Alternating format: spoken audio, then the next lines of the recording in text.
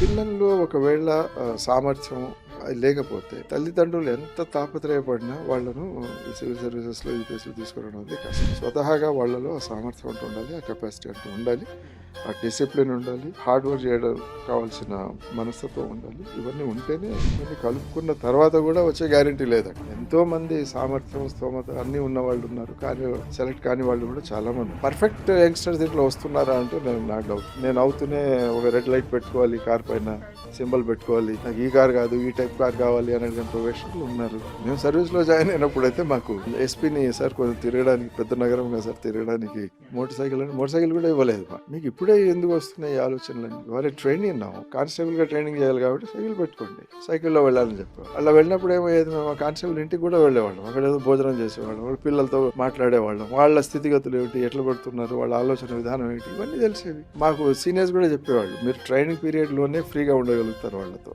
దాని తర్వాత మీరు ఒకేసారి హై లెవెల్లో కూర్చుంటున్నారు కాబట్టి మీరు నేర్చుకోవాల్సింది నేర్చుకోలేరు, ఇప్పుడే ఫ్రీగా ఉండండి వాళ్ళు.